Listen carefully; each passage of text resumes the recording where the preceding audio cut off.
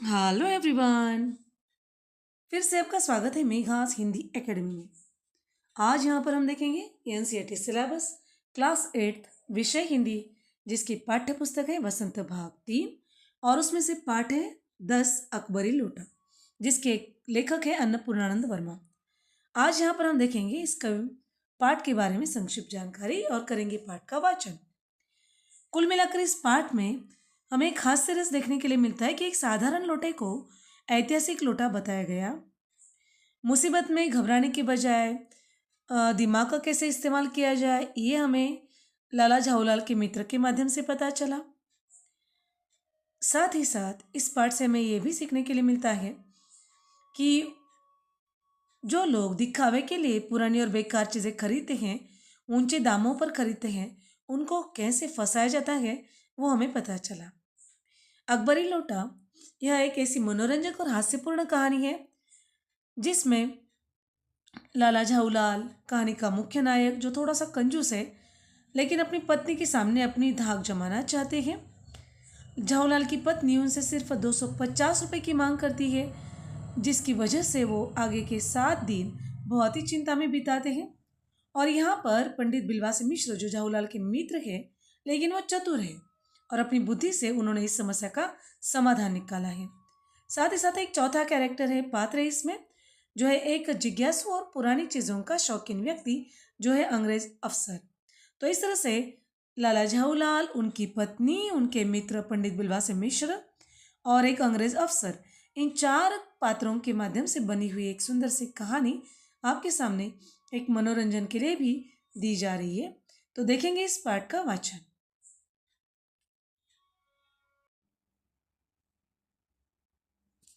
Hello everyone. Hello everyone. फिर से आपका स्वागत है मेघास हिंदी एकेडमी में। Hello everyone. तो चलिए शुरू करेंगे आज का पाठ, अर्थात पाठ नंबर 10 अकबरी लोटा, जिसके लेखक है अन्नपूर्णानंद वर्मा। अब यहाँ करेंगे इस पाठ का वाचन। लाला झाऊलाल को खाने पीने की कमी नहीं थी। काशी के ठठेरी बाजार में मकान था। नीचे की दुकानों से 100 रुपये मासिक के करीब किराया उतर आता था। अच्छा खाते थे, अच्छा पहनते थे, पर 250 रुपये तो एक साथ आंख सेकने के लिए भी न मिलते थे। इसलिए जब उनकी पत्नी ने एक दिन एकाएक 250 रुपये की मांग की, तब उनका जी एक बार जोर से सनसनाया और फिर बैठ गया। उनकी यह दशा देखकर पत्नी ने कहा, डरिए मत, आप देने में असमर्थ हो तो मैं अपने भाई से मांग लूं। लाला झाऊलाल तिलमिला उठे।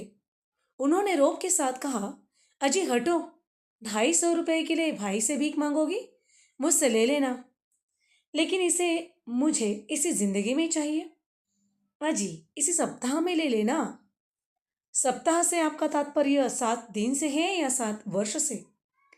लाला झाऊलाल ने रोब के साथ खड़े होते हुए कहा, आज से 7वें दिन मुझसे 250 रुपये ले लेना। लेकिन जब 4 दिन ज्यों त्यों में यूं ही बीत गए और रुपयों का कोई प्रबंध न हो सका, तब उन्हें चिंता होने लगी। प्रश्न अपनी प्रतिष्ठा का था, अपने ही घर में अपनी साख का था। देने का पक्का वादा करके अगर अब दे न सके तो अपने मन में वह क्या सोचेगी? उसकी नजरों में उसका क्या मूल्य रह जाएगा? अपनी वाहवाही की सैकड़ों गाथाएं सुना चुके थे। अब जो एक काम पड़ा तो चारों खाने चित हो रहे। यह पहली बार उसने मुंह खोलकर कुछ रुपयों का सवाल किया था। इस समय अगर दुम दबाकर निकल भागते हैं तो फिर उसे क्या मुंह दिखलाएंगे? खैर, एक दिन और बीता। 5वें दिन घबराकर उन्होंने पंडित बिलवासी मिश्र को अपनी विपदा सुनाई। संयोग कुछ ऐसा बिगड़ा था कि बिलवासी जी भी उस समय बिल्कुल खुक्ख थे। उन्होंने कहा, मेरे पास है तो नहीं, पर मैं कहीं से मांग जांच कर लाने की कोशिश करूंगा, और अगर मिल गया तो कल शाम को तुमसे मकान पर मिलूंगा। वही शाम आज थी, हफ्ते का अंतिम दिन। कल 250 रुपये या तो गिन देना है या सारी हेंकड़ी से हाथ धोना है।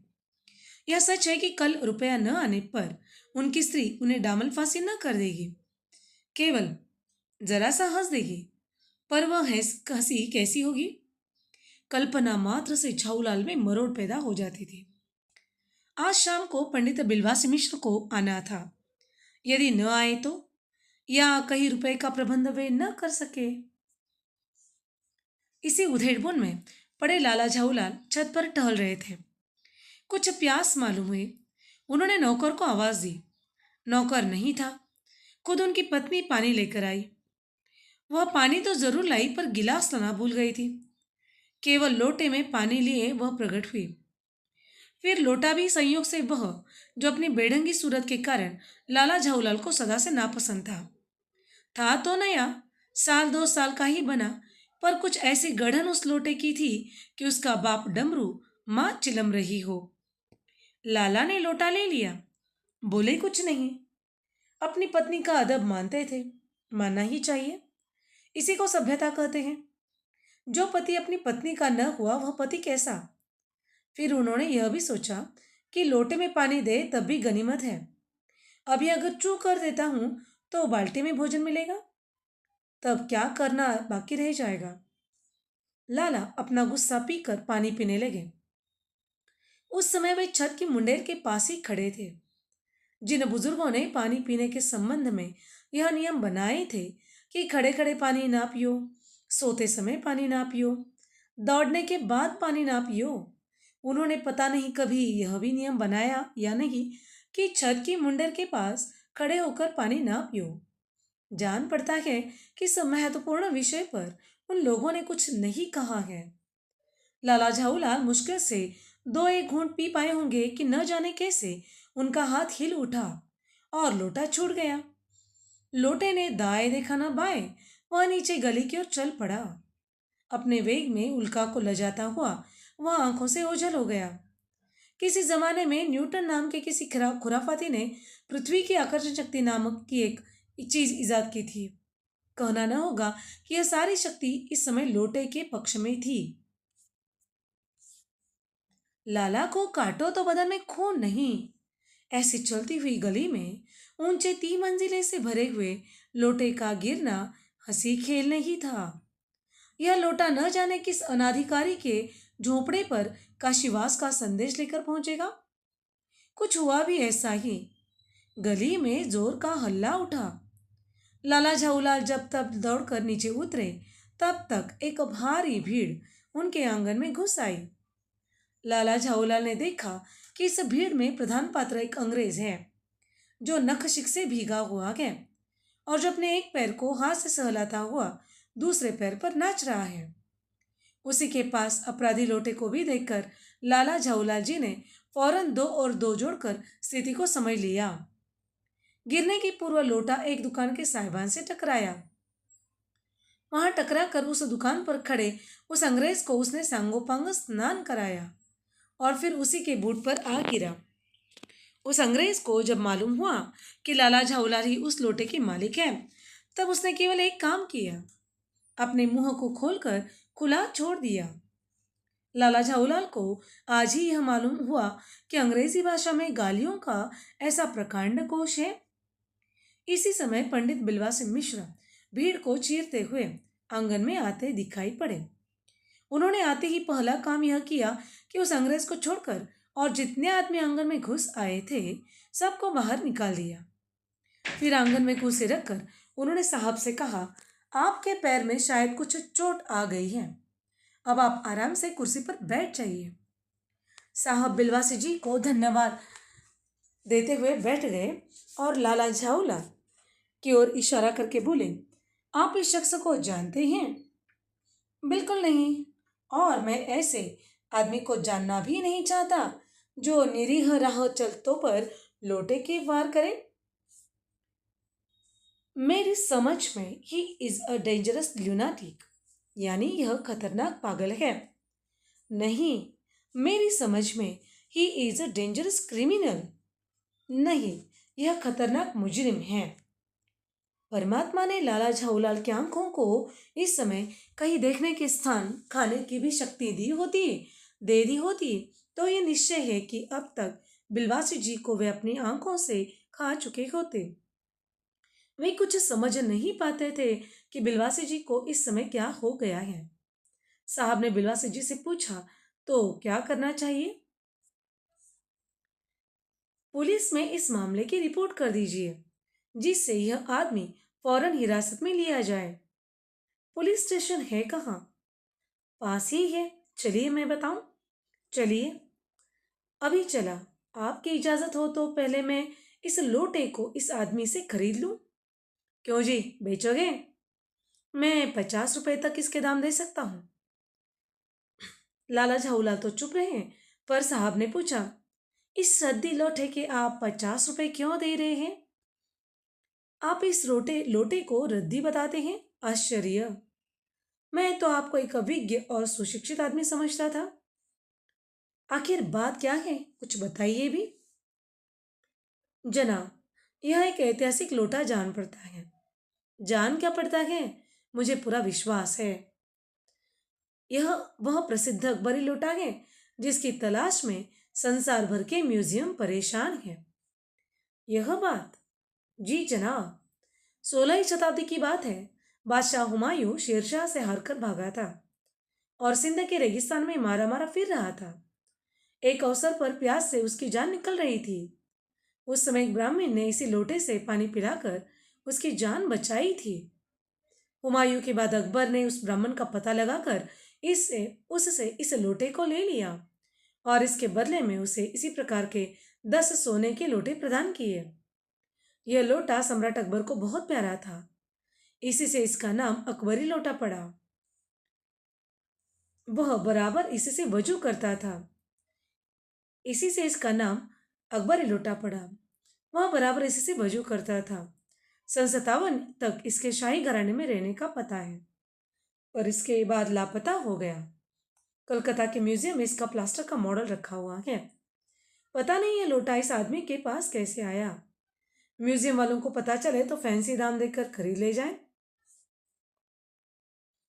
इस विवरण को सुनते सुनते साहब की आंखों पर लोभ और आश्चर्य का ऐसा प्रभाव पड़ा कि वे कौड़ी के आकार से बढ़कर पकौड़ी के आकार की हो गई। उसने बिलवासी जी से पूछा, तो आप इस लोटे का क्या करिएगा? मुझे पुरानी और ऐतिहासिक चीजों के संग्रह का शौक है। मुझे भी पुरानी और ऐतिहासिक चीजों के संग्रह करने का शौक है। जिस समय यह लोटा मेरे ऊपर गिरा था, उस समय मैं यही कर रहा था। उस दुकान से पीतल की कुछ पुरानी मूर्तियां खरीद रहा था। जो कुछ हो, लोटा मैं ही खरीदूंगा। वाह, आप कैसे खरीदेंगे? मैं खरीदूंगा। यह मेरा हक है। हक है? जरूर हक है। यह बताइए कि उस लोटे के पानी से आपने स्नान किया या मैंने? आपने। वह आपके पैरों पर गिरा या मेरे? आपके। अंगूठा उसने आपका भुरता किया या मेरा? आपका। इसीलिए उसे खरीदने का हक मेरा है। यह सब बकवास है। दाम लगाइए। जो अधिक दे वह ले जाए। यही सही। आप इसका 50 रुपया लगा रहे थे, मैं 100 देता हूँ।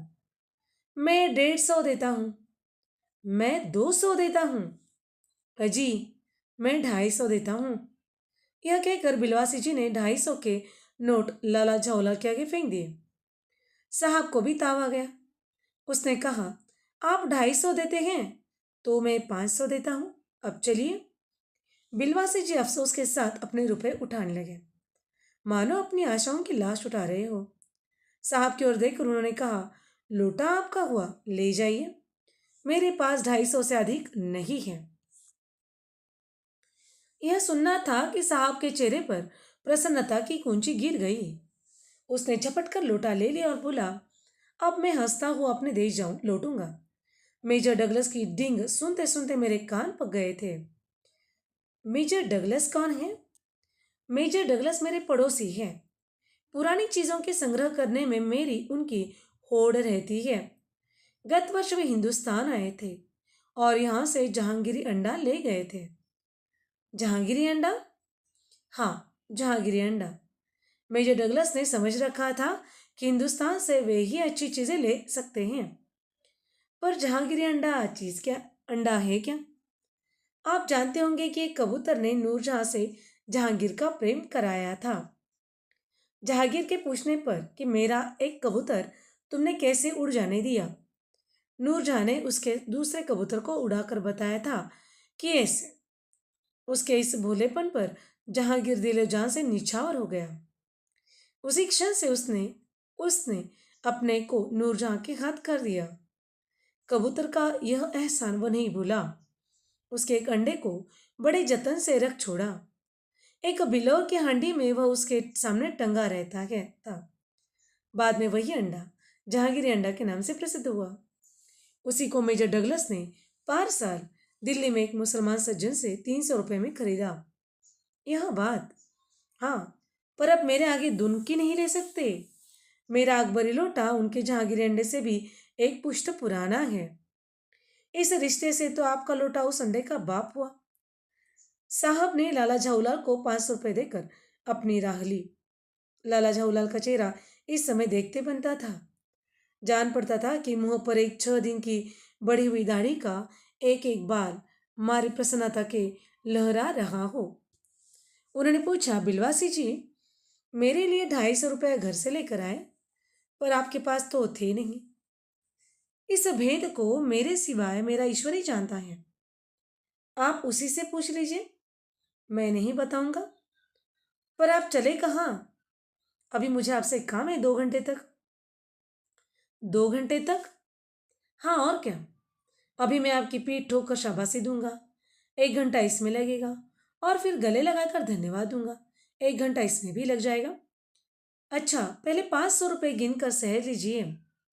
रुपया अगर अपना हो तो उसे सहजना एक ऐसा सुखद मनमोहक कार्य है कि मनुष्य उस समय सहज में ही तन्मयता प्राप्त कर लेता है। लाला झाऊलाल ने अपना कार्य समाप्त करके ऊपर देखा, पर बिलवासी जी सब बीच अंतर्धान हो गए। उस दिन रात्रि में बिलवासी जी को देर तक नींद नहीं आई। वे चादर लपेटे चारपाई पर पड़े रहे। 1 बजे वे उठे। धीरे, बहुत धीरे से अपनी सोई हुई पत्नी के गले से उन्होंने सोने की वह सिकड़ी निकाली जिसमें एक ताली बंधी हुई थी। फिर उसके कमरे में जाकर उन्होंने उस ताली से संदूक खोला। उसमें 250 के नोट जोंके तो रखकर उन्होंने उसे बंद कर दिया। फिर दबे पांव लौटकर ताली को उन्होंने पूर्ववत अपनी पत्नी के गले में डाल दिया। इसके बाद उन्होंने हंसकर अंगड़ाई ली। दूसरे दिन सुबह 8 बजे तक चैन की नींद सोए। लेखक अन्नपूर्णानंद वर्मा। तो अभी हमने देखी यहाँ पर अकबरी लोटाई एक कहानी, अर्थात पाठ 10 अकबरी लोटाई एक कहानी।